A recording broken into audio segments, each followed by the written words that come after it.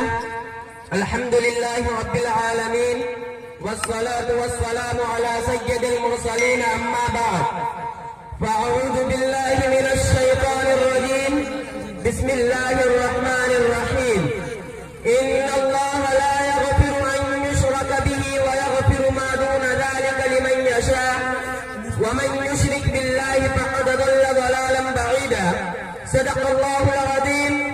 حاضرین محترم، سامعین مکرم، بزرگوں، نوجوانوں، دین کے مستانوں، اسلام کے پروانوں، قرآن کے دیوانوں، مصطفیٰ کے پروانوں، آج کے اس عظیم الشان اجلاس میں دنیا کے مایہ ناز شخصیت تشریف فرما ہے، جس میں مجھ جیسے ادنا سا طالب علم کا بیان کرنا مجھے عجیب سا لگ رہا ہے.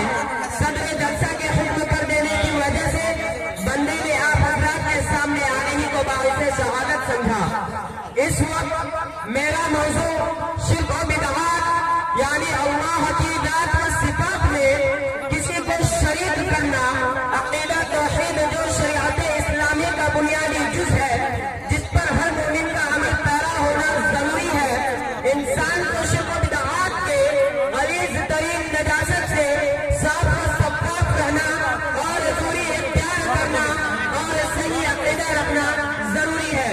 اگر آج آپ پورے دنیا کا نظارہ کریں تو معلوم ہوگا کہ اکثر مقامات پر شرک و بدعات کا بازار کم ہے. شرک و بدعات کے کارخانے وجود پذیر ہو رہے ہیں. اگر ایک تاجدار مدینہ احمد مصطفیٰ صلی اللہ علیہ وسلم کو عالم الغیب تسلیم کیا جاتا ہے اور آپ کی بشریت کا انکار کیا جاتا ہے، تو دوسری طرف امہات المؤمنین حضرت عائشہ صدیقہ رضی اللہ عنہ کی شان میں زبردست گستاخی کی جاتی ہے.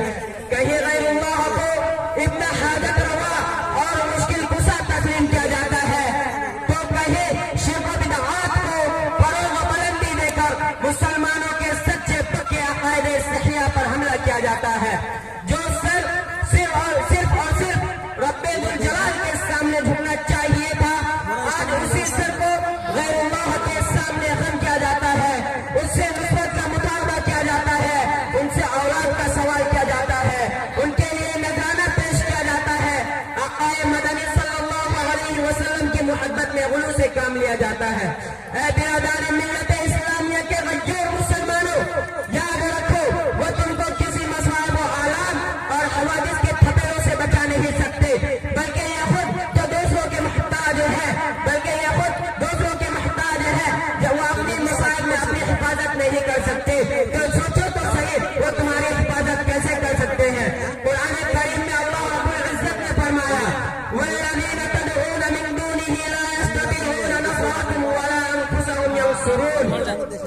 اے مسلمانوں، تم جن کے قبر پر جاتے ہو، ان سے مدد کی امید رکھتے ہو، وہ تو خود دوسروں کے محتاج ہے، وہ تمہاری مدد کیسے کر سکتے ہیں؟ ذرا سوچو تو صحیح. جن کے قبر پر جا کر چادر چڑھاتے ہو، جن کے لیے بکرے اور مرغوں کا نذرانہ پیش کرتے ہو، جن کے قبر پر سجدہ کرتے ہو، وہ تو خود دوسروں کے محتاج ہے، وہ تمہاری کیسے مدد کر سکتے ہیں؟ وہ جن ہو یا ملائک یا خدا کی کوئی اور مخلوق، وہ تمہاری خود بھی مدد نہیں کر سکتے. اگر نہیں مانتے ہو تو دیکھو، حضرت آدم علیہ السلام اپنے بیٹے حابیل کو نہیں بچا سکے اور قابیل نے انہیں قتل کر ڈالا. حضرت نوح علیہ السلام اپنے بیٹے کنعان کو نہ بچا سکے اور وہ سیلاب میں غرق ہو گئے. حضرت لوط علیہ السلام اپنی بیوی کو نہ بچا سکے اور وہ ہلاک ہو گئی. سرکار دو جہاں محمد عربی صلی اللہ علیہ وسلم اپنے بیٹے کو نہ بچا سکے اور وہ حضرت کی گود میں وفات پا گئی، بلکہ یہ تو خود اپنی مدد نہیں کر سکے.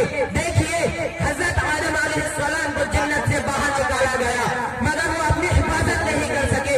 حضرت ابراہیم علیہ السلام کو آگ میں ڈالا گیا، وہ اپنی حفاظت نہیں کر سکے، بلکہ یہ تو خود اپنی حفاظت نہیں کر سکے. حضرت محمد مصطفیٰ صلی اللہ علیہ وسلم غار حرا میں پریشان تھے، وہ اپنی حفاظت نہیں کر سکے. حضرت موسیٰ علیہ السلام بحر قلزم کے کنارے پر کھڑے تھے، وہ اپنی حفاظت نہیں کر سکے. حضرت ابراہیم علیہ السلام